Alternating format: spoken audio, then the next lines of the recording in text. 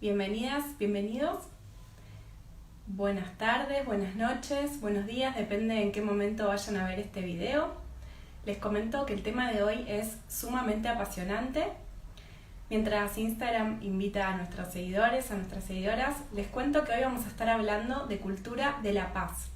Vamos a estar hablando de mediación, vamos a estar hablando de justicia restaurativa, vamos a estar hablando un montón de temas con un experto que se va a sumar desde México. Desde México, él fue el que instauró la justicia restaurativa en México y ahora vamos a esperar a que se conecte para que nos cuente de primera mano cómo fue ese proceso, de qué se trata.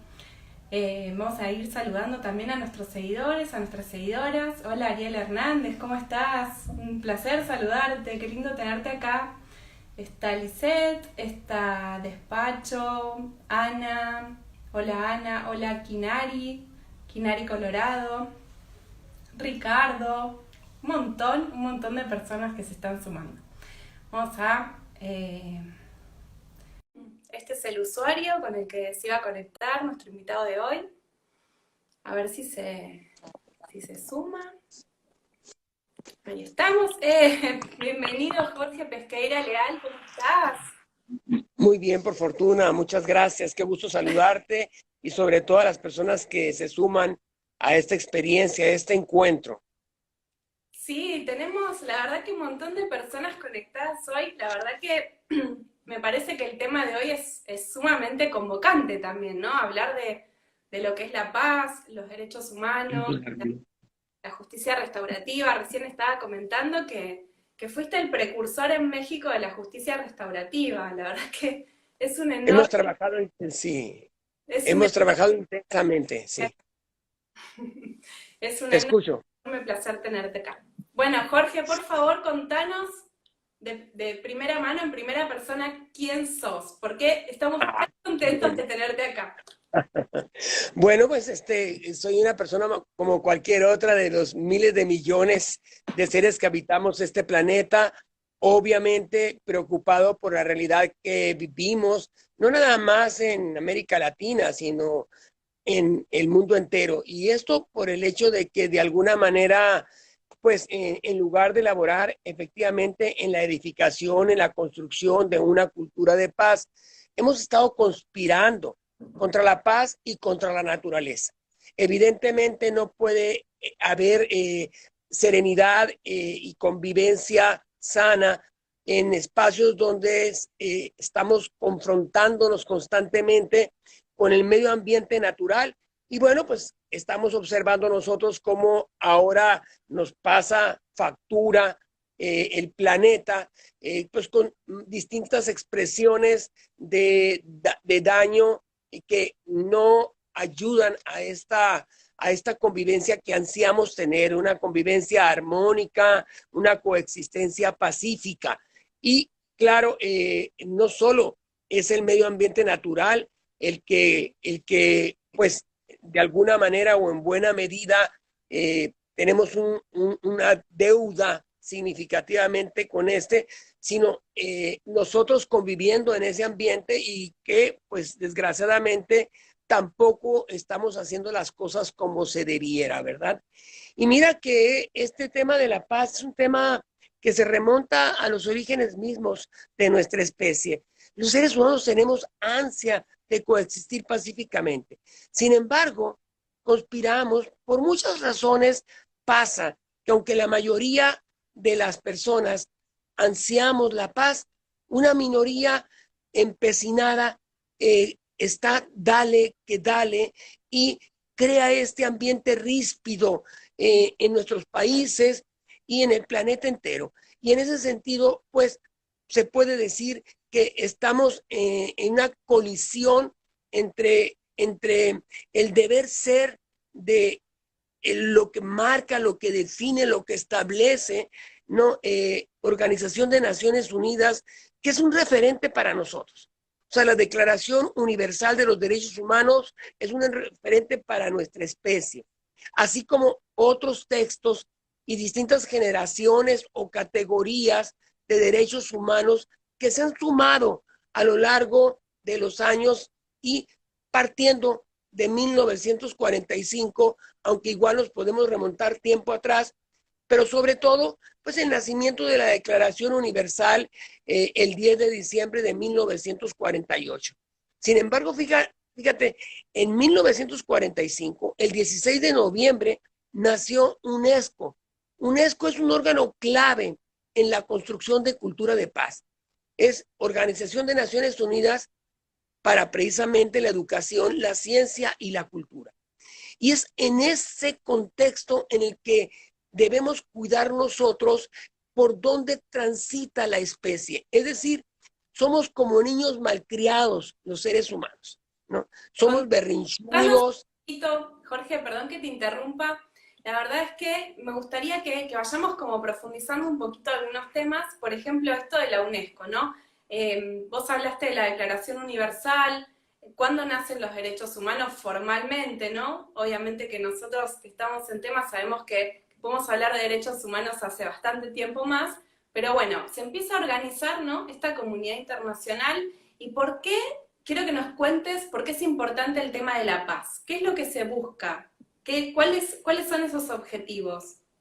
Bueno, prioritariamente es coexistir, convivir, privilegiando el diálogo, colocando primariamente la interacción, utilizando los medios, los recursos con los que contamos los seres humanos. ¿Cuáles son estos recursos? Precisamente nuestros sentidos y la viabilidad de que podamos comunicarnos sin ejercer o provocar, ocasionar daño a nuestros semejantes. Es decir, la paz desde el ángulo o desde el orden filosófico tiene todo que ver con un estado o condición interior del ser humano. Y la paz social, evidentemente, con esta realidad en la que vivimos actualmente, que es una añoranza por esta inclinación en las relaciones interpersonales, sociales y entre naciones para enfrentarnos, ¿no? Para enfrentarnos de palabra, pero también de obra, ¿no? En este mismo momento están instaladas en el planeta guerras entre países, conflictos dentro de naciones, y lo más delicado, y en ese sentido es importante conversar sobre la paz, es esa violencia en las instituciones socializadoras. Es decir, la institución más relevante, el elemento fundamental de toda sociedad es la familia. Independientemente de sus características, de cómo se haya configurado, la familia no ha hecho su tarea correctamente y la violencia, así como el acoso, se ha vuelto constante en la vida de miles de millones de familias en el planeta. Y la escuela, que debiera ser un salvavidas. Jorge.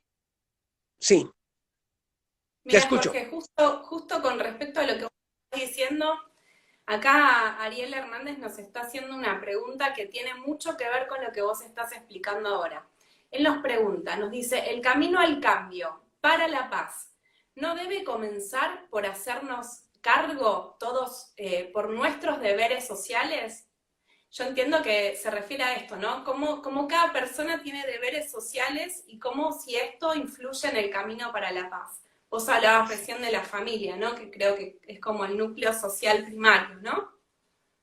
Claro, debemos hacernos cargo, pero no podemos pedirle que se haga cargo a un ser que esté en proceso de formación en la matriz de su madre.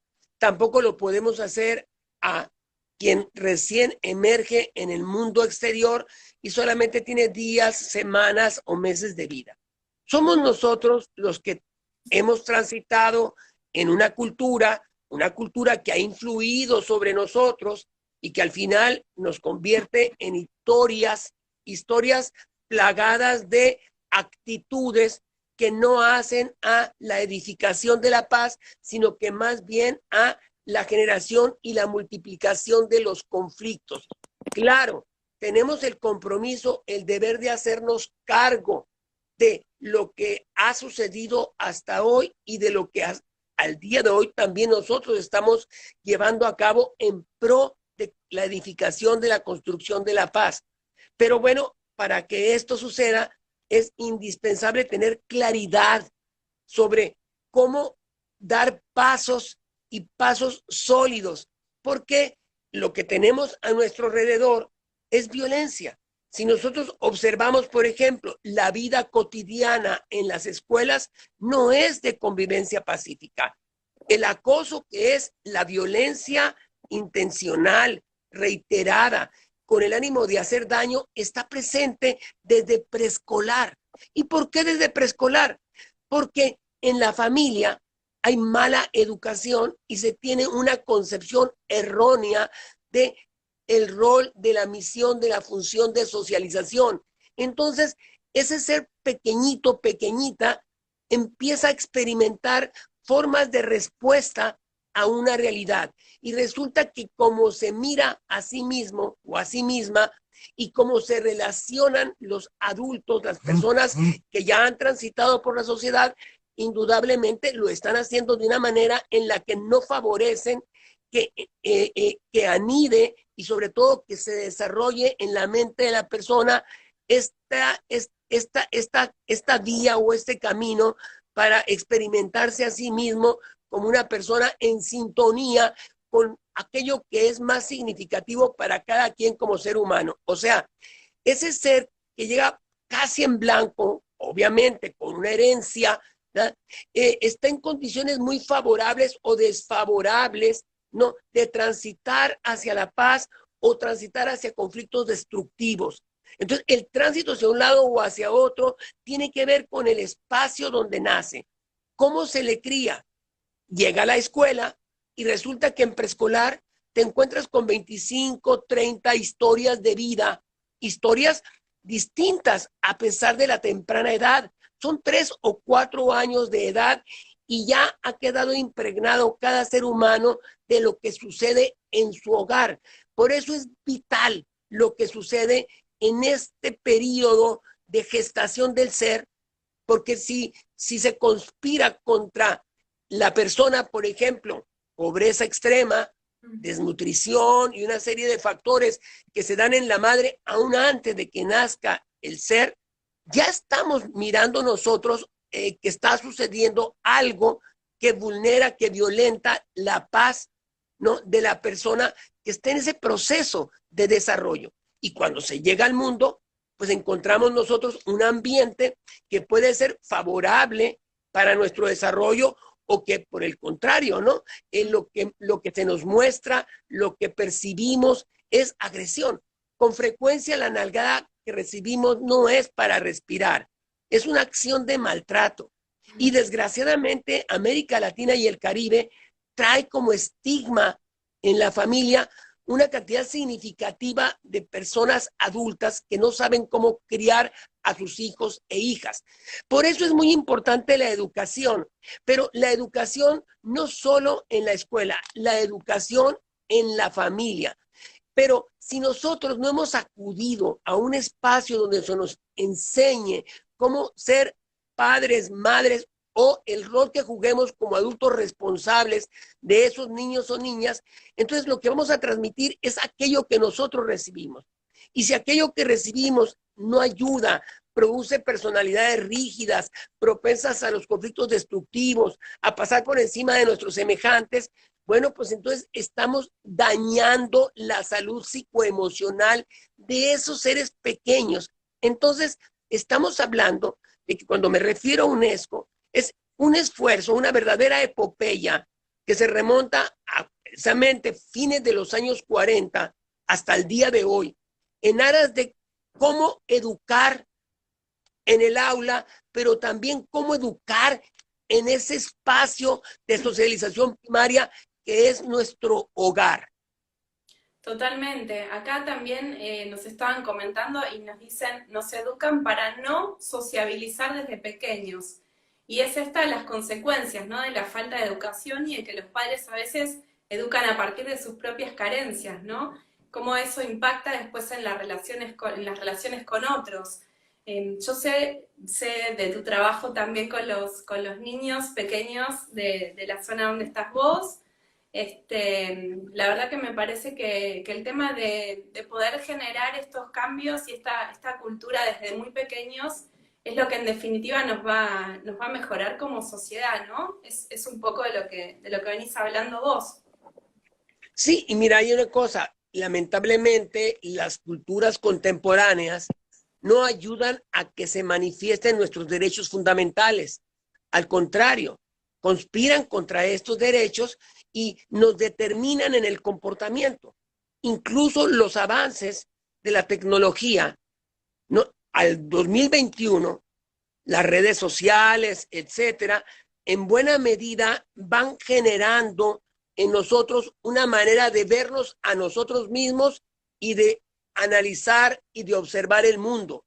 Entonces, surgen no solo determinantes culturales del ambiente en que nos creamos, sino también determinantes a través de las tecnologías que evolucionan a un ritmo avasallante y que van paso a paso generando en quienes ahora son pequeños o pequeñas, adolescentes, miradas del mundo que no se corresponden con la coexistencia pacífica. En ese sentido, hay una deuda no solo de las culturas contemporáneas, sino también de cómo se han venido construyendo las tecnologías, ¿no? Y cómo es que estas tecnologías influyen en nuestra manera de pensar y cómo es que surgen conflictos que no imaginábamos pudieran manifestarse, consecuencia precisamente de el impacto que en nuestra mente generan, ocasionen las redes sociales. Hay que admitir que los cambios son vertiginosos y que aún nos encontramos como si fuéramos bebés en este ámbito gateando y que los cambios se van a producir y no los vamos a evitar. Tenemos, y es nuestro compromiso, comprender en qué momento nos encontramos. Ya ves que Zuckerberg acaba de modificar el nombre de Facebook y ahora es Meta por metaverso. Están construyendo incluso un lenguaje ajeno al lenguaje que nosotros utilizábamos y toda la tecnología artificial, la inteligencia autónoma, este aprendizaje profundo de las máquinas, estas neuronas artificiales que se construyen, todo esto está influyendo en nuestra manera de pensar, en la manera de concebir las relaciones con los seres con los que tenemos ese contacto consanguíneo, con nuestros padres, con nuestros hermanos, con las personas que tenemos, con nuestro prójimo, con las personas que tenemos a nuestro alrededor. Entonces, se puede decir ahora mismo que para hablar de cultura de paz no es tarea sencilla porque nos encontramos en un laboratorio. O sea, el planeta entero es un laboratorio y es un laboratorio para unas cuantas personas muy talentosas que son quienes ejercen la hegemonía de la era digital, que no son los gobiernos, sino son personas extraordinariamente talentosas, pero que están marcando un ritmo y están definiendo, ¿verdad? ¿Qué es lo que es prioritario para ti o para mí? Y esas mentes endebles, frágiles, de un niño de 1 año o 2, que ya se mimetiza con la tecnología y que prácticamente se funde en ella. Los mensajes que recibe van influyendo en el constructo, en la generación de una manera de sentir, una manera de pensar, una manera de hacer. Entonces, los tiempos no son fáciles, son complejos y es ahí donde es muy importante que los estados-nación reflexionen sobre políticas públicas de alto calado, porque sí podemos hablar de pasos sólidos en la teoría. Podemos hablar de que hay elementos para, si los nosotros consideramos para el diseño de las políticas públicas, sí podemos transitar de verdad y no en utopía hacia la edificación de la paz. Pero para esto es indispensable que los estados vuelquen la mirada hacia donde están precisamente esas pócimas, le podríamos llamar no pócimas mágicas, pero pócimas que hacen un equilibrio entre esa tecnología que es un futuro que ya nos alcanzó y que forma parte de un presente que no comprendemos, porque evidentemente la capacidad de las máquinas supera la de nosotros en lo individual, no la de nosotros como especie, pero sí estamos en tránsito a ello. Entonces, en la medida en que nosotros seamos conscientes de cómo se influye sobre nosotros por el entorno, en esa medida nosotros podemos tener claridad sobre cómo generar condiciones reales, efectivas, de construcción, de edificación, de paz, entendido, vuelvo a repetir, como ese estado o condición de bienestar, de bien sentir, de bien hacer en nuestras vidas. Entonces, claro, si yo conversara sobre el proyecto 2021-2050 de Organización de Naciones Unidas para la Educación, la Ciencia y la Cultura, UNESCO, entonces nosotros veríamos que sí hay derroteros, sí hay senderos, sí hay caminos. Incluso el segundo informe que se presentó en UNESCO sobre la educación para el siglo XXI en 1996-1997, ¿verdad? Aparecen ahí en escena cuáles son los pilares básicos, no solo del conocimiento, sino pilares indispensables para que nosotros podamos transitar cognitivamente hacia la construcción de la paz. 4 pilares muy sencillos. Mientras vos estabas hablando recién, con respecto a la tecnología, se me venían dos ideas fuerza que están muy marcadas, ¿no? Por un lado, la brecha digital, que la tenemos con la gente que no tiene acceso a la tecnología. Podríamos empezar a hablar de la tecnología como un derecho humano. Los que no tenemos acceso a la tecnología estamos por fuera del sistema educativo en el medio de la pandemia, por fuera del acceso a mejores condiciones laborales, los que no manejan, cómo esto va marcando por un lado una brecha digital muy grande, sobre todo también las personas mayores que no tienen acceso a la educación en tecnologías, en TICs y demás, y por el otro lado, como contrapartida tal vez, el tema de los algoritmos, ¿no? Cuando vos te referías a cuál es la mecánica de las tecnologías hoy y de quiénes nos marcan qué es lo prioritario, ¿no? Yo creo que vos te estabas refiriendo a los algoritmos que manejan las redes sociales y cómo impacta esto en los niños y en las niñas que están constantemente en contacto con la tecnología y aprendiendo un lenguaje que nada tiene que ver con la convivencia, con la cultura de paz, con las relaciones humanas y con el medio ambiente, ¿no? Entonces, la verdad que, bueno, me parece sumamente valioso el aporte que estás haciendo. Me parece que también estaría buenísimo que podamos desarrollar un poco esto de que vos decías que si hay derroteros, ¿qué se puede hacer? ¿Cómo podemos realmente hoy empezar a cambiar esto, ¿no? Yo creo que una de las principales formas para empezar a cambiar esto es primero cuidar la infancia, ¿no? Las infancias.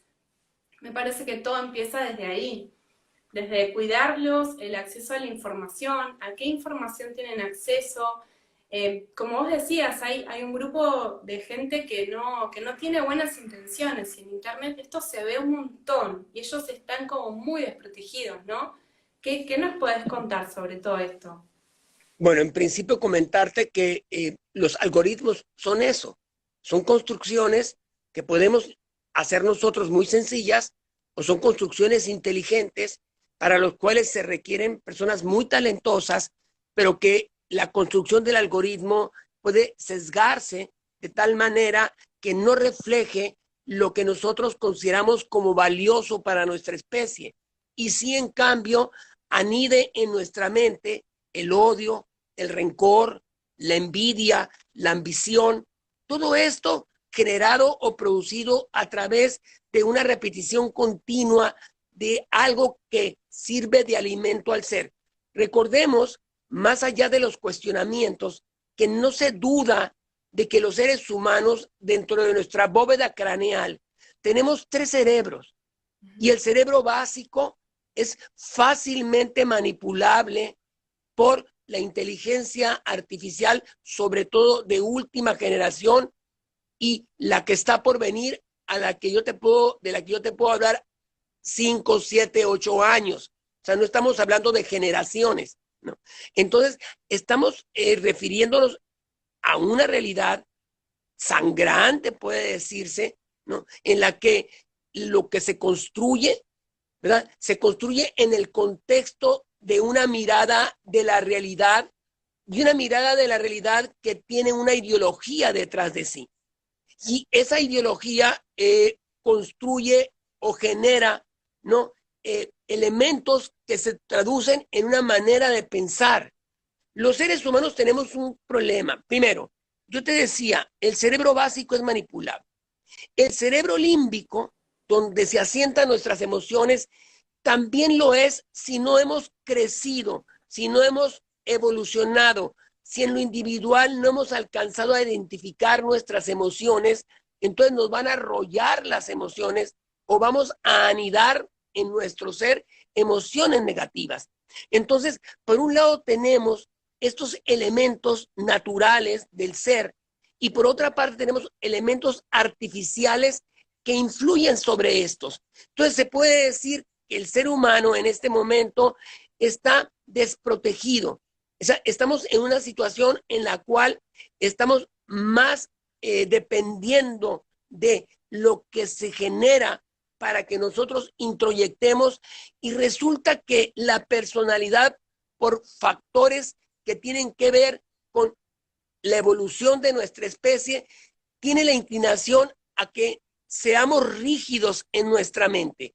Cuando algo creemos que está bien, es muy complicado lograr que esto se modifique. La flexibilidad, que es una maravillosa cualidad humana, lamentablemente por el entorno en que vivimos, permanece en estado de coma. Y entonces la rigidez va definiendo las relaciones interpersonales. Una rigidez que tiene que ver con pensamientos que no hacen a la edificación de la cultura de la paz, Totalmente. sino por el contrario, a que nosotros friccionemos unos contra otros.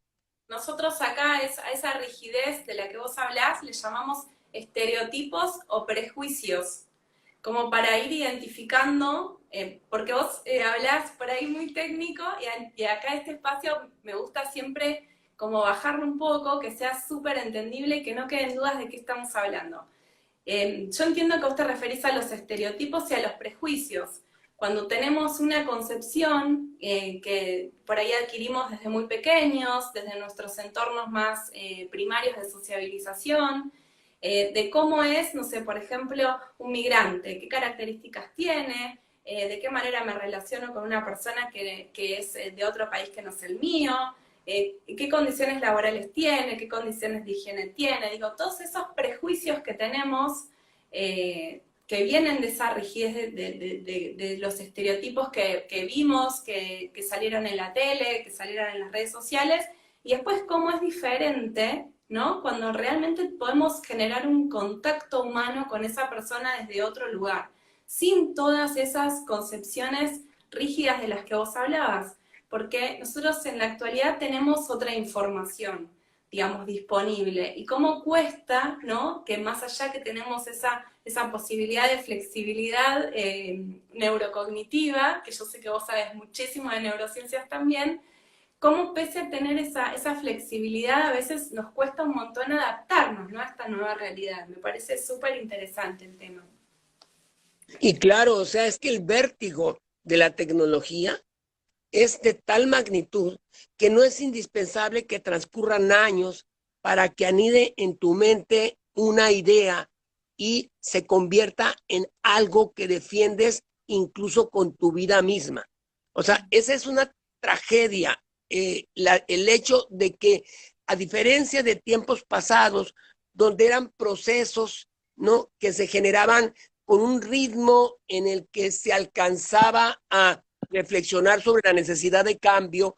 Ahora la velocidad en la que se transita por los avances constantes, continuos, diarios incluso, ¿no? Que no pasa un día o una semana sin que nos encontremos con algún elemento que viene no solo a revolucionar los avances de la tecnología, sino que viene a influir en la manera en que nosotros nos pensamos y pensamos nuestro entorno. O sea, se busca de por sí la historia de nuestra especie, la historia del ser humano es la historia de la alienación. O sea, siempre hemos estado muy determinados por manera de pensar en culturas de distintos periodos de nuestra especie. Y ahora resulta que a ello debemos sumar, ¿no? La construcción de algoritmos que no surgen ingenuamente, sino que se construyen con una visión clara del perfil humano que se quiere. Entonces, no hay duda que como estamos construyendo la nueva realidad en la virtualidad, está alejando al ser humano de el autoconocimiento, de la autocomprensión, de la autorregulación. Es decir, como nunca estamos expuestos y nos bajamos los brazos, se puede decir que nosotros tenemos una especie de compuerta, como si fuéramos una presa entre nuestro mundo cognitivo y nuestro mundo emocional y básico. Pero, ¿qué nos sucede con la tecnología? La compuerta está abierta. Es decir, no pasamos por un proceso de reflexión. La idea anida sin necesidad de que nosotros hagamos un proceso valorativo de esa idea. Entonces, el constructo, la manera en que nuestra personalidad se va generando, es un amoldamiento, ¿no? A lo que se espera de nosotros, y en ese sentido, ¿verdad? Si nosotros no nos alertamos como seres humanos, si nosotros no definimos derroteros, ¿verdad? Vamos a convertirnos simplemente en una muy mala expresión de lo que tecnológicamente se está produciendo en cada uno de nosotros y nosotras en el planeta entero. La brecha digital aparentemente salva, no salva a nadie, desgraciadamente, porque la brecha digital también tiene que ver con seres humanos, ¿no? A los que les hemos fallado. O sea, tenemos miles de millones de personas en condiciones de pobreza extrema, en marginación. Si bien es cierto que no están tocadas por las tecnologías, han sido tocadas por el desdén, por el determinismo, por la discriminación, es decir, por muchos ingredientes que no hacen a que podamos nosotros hablar de que vamos transitando por el rumbo, por el camino que nos lleve a esa coexistencia pacífica, que como Jacques Delors, como Delors lo señala en el segundo informe de UNESCO, ¿verdad? En uno de los pilares de la educación se encuentra aprender a vivir juntos. No hemos aprendido a vivir juntos. Interactuamos, sí, pero interactuamos y en nuestra mente lo que sucede no se corresponde con la manera en que nos relacionamos o con lo que expresamos. Y esto tiene que ver, vuelvo a repetir, con esa separación que se produce entre lo más valioso que hay dentro de nosotros y que nos es inherente por naturaleza, y por otra parte, lo que se genera o se construye derivado todo esto del entorno, del medio en que nosotros estamos viviendo. O sea, si bien es cierto que los seres humanos tenemos potencialmente libre albedrío, se nos determina de manera tan impactante, tan potente, que la tecnología viene, como vuelvo a repetirte, a sumar las nuevas tecnologías, que además, vuelvo a repetir, si trabajan millones, no miles, ni decenas de miles, ni cientos de miles, trabajan millones de personas en la construcción de algoritmos, ¿no? Y los algoritmos, a su vez, se constituyen en una gran familia ¿no? Con distintas realidades construidas a través de cada algoritmo, todo esto en su conjunto hace a una fuerza, a una potencia, ¿no? Que no está aliada con la especie humana. Más allá de que sí es cierto, en la medicina y en otros rubros ha hecho una excelente tarea la inteligencia artificial. En el tema nodal, que tiene que ver con la edificación de la paz, que son las relaciones intrapersonales, interpersonales y sociales, ha hecho una tarea devastadora. A ti te consta, a todos nos consta, cómo incluso conversamos a través de la inteligencia artificial en línea, en la misma mesa en la que nos estamos alimentando. ¿Cuál convivencia profunda? No, hay brechas dramáticas, incluso más allá de la digital, entre quienes vivimos y convivimos en la era digital. Es decir, somos seres próximos, extremadamente distantes de nosotros mismos. Y esto amerita, ¿verdad?, respuestas emergentes muy bien planeadas, muy bien instrumentadas para que podamos hacer la diferencia. Yo te puedo decir filosóficamente que los seres humanos pudimos haber evolucionado desde dentro. ¿Qué terminó sucediendo? Que se extrajo de nosotros y ahora evolucionamos desde afuera, y esa evolución desde afuera nos toca hacia adentro y marca y define hacia dónde vamos o no vamos. Y esto tiene que ver con la aproximación o el alejamiento de la paz. Y en ese sentido, lo más relevante es la paz interior. Y una paz interior que uno puede suponer o imaginar que la gana, pero que en realidad no es así, porque al final del día no somos más que el remedio de la construcción de la inteligencia artificial, lo cual no hay duda es crítico ya en el siglo, ya en el 2021. Pero lo que está por venir es geométricamente, es cuánticamente mucho más extremo que lo que está haciendo ahora. Nada más basta con que hablemos de, por ejemplo, la computación cuántica para que nos demos una idea de qué estamos hablando, a qué nos estamos refiriendo. Entonces, sí tenemos que hacer una tarea sencilla.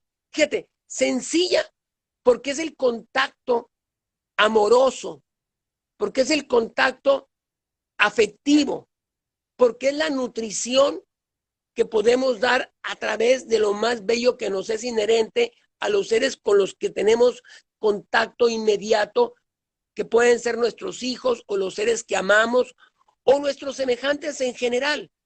Pero esto, desgraciadamente, no está sucediendo. No estamos sabiendo cómo aprender a comunicarnos de una manera que no sabemos cómo hacer. O sea, tienen que surgir nuevas maneras de interaccionar ante la nueva realidad y los conflictos que también se suscitan como consecuencia de esa nueva realidad. Anclarnos al pasado es un error crítico. Aprender del pasado y mirar hacia el futuro, evidentemente nos aproxima a viabilidad de hacer o de cristalizar la coexistencia pacífica. Vaya tarea compleja, pero no dudo en lo absoluto de que quienes estamos en hoja de ruta, sin que se mire, porque lo importante no es que se vea, sino lo importante es que el cambio se produzca, estemos trabajando día con día, picando piedra e intentando que cristalice precisamente un cambio para bien de todos nosotros y de todas nosotras. Tarea muy compleja en la que sí hay viabilidad, te repito, ¿verdad? Trabajar sobre esa viabilidad es emergente y lamentablemente los estados-nación se comportan como niños, se comportan como adolescentes, ¿no? Si no, mira la relación Rusia-Estados Unidos, observa la relación China-Estados Unidos, mira la relación Corea del Norte, Corea del Sur, y así te vas yendo continente por continente. Mira el tema de la inequidad de género en el mundo musulmán. O sea, ve esa brecha trágica ¿no? Que se produce como consecuencia de un neoliberalismo mal instrumentado, donde se concentró más poder en menos manos y donde se generó más pobreza y donde se rompió drásticamente con los objetivos que se trazó Organización de Naciones Unidas para el año 2030. Es decir, incluso en el objetivo 16 se plantea objetivamente el tema de la paz. O sea, el tema de la paz está siempre presente, pero se vuelve un elemento retórico y no es admisible que lo sea porque está en medio nuestra especie, tú, yo, las personas que amamos o el ser humano en sí en general.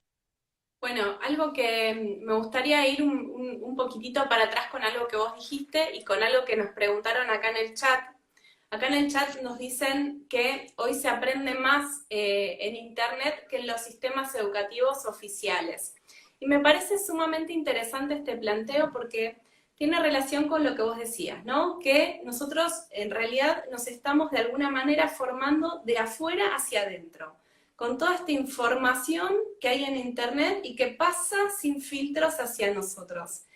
Y me parece sumamente interesante tomar este comentario, ¿por qué? Porque, bueno, ustedes, vos y tu equipo desde el Instituto de Mediación de México y nosotros desde Académica estamos abocados a la tarea de educar desde otro lugar, con otra concepción de lo que es los conocimientos, de cómo se tienen que dar los conocimientos, cómo se tienen que ofrecer y que esos conocimientos conecten con el ser, ¿sí? Que tengan que ver con esto, con crear paz, con generar la cultura de la paz, con educar desde este lugar, desde un lugar genuino, desde el crecimiento personal, desde el desarrollo humano, desde el desarrollo con el medio ambiente, ¿no? Digo, es sumamente importante que las personas, sobre todo, bueno, los que nosotros tenemos como seguidores, como público, como estudiantes, que sean conscientes de todo el trabajo que nosotros estamos haciendo desde estos espacios, que los divulguen, que los difundan. La verdad es que así como hay gente malintencionada, también estamos nosotros que, como vos decís, piedra por piedra, picando todos los días, estamos trabajando, estamos construyendo, nos estamos juntando, nos estamos aliando, estamos trabajando por la paz activamente, ¿no? Y cómo es importante esto de tener una visión crítica de lo que consumimos en Internet, en las redes sociales. Me parece que esto es fundamental también, ¿no? No consumir así neto lo que vemos o lo que nos dicen que tenemos que ver, ¿no? Porque también eso tiene mucho que ver con el algoritmo. No nos muestra Sí. lo que nosotros queremos ver, sino lo que ellos quieren que nosotros veamos. ¿Cómo hay mucho poder ahí, ¿no? ¿Vos qué decís de eso, Jorge? Mira, yo te comento sí de manera muy sencilla, ¿no? O sea, cuando nosotros estamos hablando de la educación, cuando desde el instituto nos referimos a la mediación y en particular a la mediación asociativa, donde sustituimos el tú y el yo por el nosotros, donde damos particular relevancia a las cualidades del ser y al desarrollo de las habilidades sociocognitivas del ser, consideramos que esa es una hoja de ruta a la edificación de la paz. Cuando nuestro sustrato, cuando nuestra historia se define en base a un análisis objetivo de la realidad, que es la injusticia social que permea el planeta entero. Empezamos nosotros desde ese tránsito a develar, ¿no?, que sí es viable la transformación de la realidad de las personas atrapadas en la vorágine del conflicto, ¿no? Cuando nosotros nos referimos a la metacognición, al autocontrol, a la asertividad, a la empatía, a la compasión, pero sobre todo tres ingredientes que no debemos descuidar y lo tratamos día a día en los procesos formativos del instituto. Para nosotros es importante que una persona que se forja como mediadora, ¿verdad?, conozca los elementos que le permitan operar para hacer una tarea en el contexto de la sociedad en la que estamos inmersos. Pero sobre todo nos interesa que la persona crezca en rubros básicos que te permiten precisamente abordar cualquier realidad sin que esto genere en ti algún daño. Me refiero a la conciencia de nosotros mismos, a la autorregulación y a la conciencia de los demás. Estos tres ingredientes, si tengo conciencia de mí mismo, si identifico mis emociones, si me autopercibo claramente, sobre todo si en esa autopercepción hay un autocuidado físico y mental. Mira qué potente.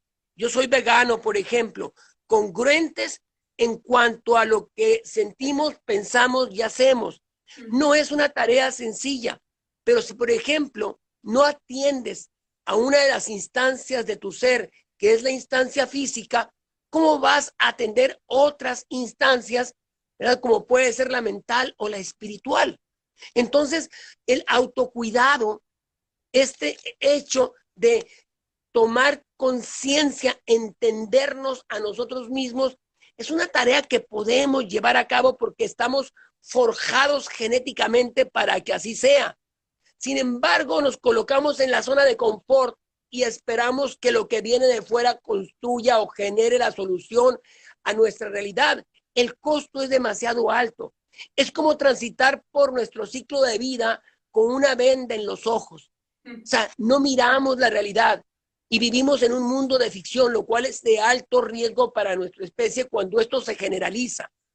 Pero mira qué interesante también es cuando hablamos de autorregulación, cuando nos referimos a este elemento esencial de cuidar que no nos gane, que no nos colonice esa inclinación a ser impulsivos, ¿no? A no tener nosotros... Sí. La educación, qué importante es la educación emocional, ¿no? En todo absolutamente. Esto. Me parece que es fundamental, es una de las, ¿no? Nosotros que estamos muy abocados al tema de la educación, cómo falta, ¿no? En las escuelas, con los niños, con las niñas, desde muy temprano, ¿no? Cómo falta eso de reconocerse, reconocer sus emociones, qué les hace bien, qué no les hace bien, qué falta de conexión, ¿no? Que yo noto mucha falta de conexión con los niños y las niñas hoy en día. En la medida en que no hace falta, o sea, en la medida en que no hiciera falta, en esa misma medida estaríamos construyendo en la realidad cultura de paz. En la medida en que sí hace falta, estamos hablando y hablando y hablando como si predicáramos en el desierto. Entonces, por eso te comento, esa educación que tiene en uno de sus sustratos la educación emocional, la inteligencia emocional, la inteligencia social, la inteligencia cognitiva, pero también la inteligencia espiritual. Son inteligencias inherentes a nosotros que no son tan complejas, pero que sí nos merecemos, aunque nos lo neguemos, nos merecemos el acceso a ellas. Y ese acceso podemos hacerlo incluso paradójicamente a través de las tecnologías. Pero también, sobre todo, lo podemos hacer a través de la autorreflexión. La complejidad de nuestra mente es maravillosa, pero es un mundo inexplorado. Es un mundo que está ahí, en el que muchas personas, millones de personas, temen incluso a la soledad. Mira qué paradoja, temer a la soledad cuando el mejor momento del ser para su desarrollo, para su crecimiento y para estar en paz es precisamente ese espacio en el que la persona está consigo misma y en esa quietud disfruta, goza de la paz. Entonces, es necesario una revisión sobre qué elementos deben focalizarse, porque esa focalización sí nos convierte en actores de cambio. De lo contrario, el discurso solo agota, pero no transforma, no modifica la realidad. Y bueno, por eso me refería yo, por lo menos, a una ancla. Y me refiero a una ancla por el hecho de que, pues, tiene un reconocimiento internacional como es UNESCO. Pero sin UNESCO incluso podemos nosotros, tú, yo, quienes ahora nos miran y escuchan, podemos generar algo desde dentro, desde el interior de nosotros mismos. O sea, hemos requerido de la tecnología por la desatención a nuestro ser interior. Tal vez pudiéramos comunicarnos a distancia sin la necesidad de un celular si hubiéramos evolucionado dentro de nosotros y logrado comunicarnos a través del desarrollo de nuestra mente. Pero la pereza nos ha ganado. Y por otra parte, la relativa facilidad de proveer los menos a los más con un costo muy alto. El costo es que te conviertes o corres el riesgo de convertirte en títere del entorno. Entonces, no tenemos más que una sola vida y transita a una velocidad insospechada, extraordinaria. O la aprovechamos para que en ese ciclo podamos encontrar sentido a nuestra existencia, o nos dejamos llevar y que el mundo pase por encima de nosotros en lugar de que nosotros transitemos tomados de la mano unos y otros y otras por este mundo. Jorge, nos queda casi nada de tiempo. Yo, antes de que se termine nuestra hora, así puede quedar grabado, porque yo sé que después muchas personas entran a verlos, me quedo con esta idea que me parece sumamente potente, que es esta: el autoconocimiento, el autodescubrimiento y el trabajo que podemos hacer internamente para que se manifieste en el afuera, en la convivencia social y en la convivencia con este mundo en el que vivimos. Te agradezco, ha sido un enorme... Estoy encantada, siempre. Te mando... ¿Querés cerrar con alguna idea cortita? Claro que sí, únicamente expresar que no es complejo para persona alguna que nos ocupemos de nosotros mismos. Démonos el tiempo, como si fuéramos mineros, de abrevar al interior de nuestro ser. Descubramos el tesoro con el que arribamos al mundo. Cuando se abra ese cofre que está en nuestro interior y no fuera de nosotros, podremos hablar y experimentar la paz. Muchas gracias. Gracias. Muchas gracias. Nos vemos.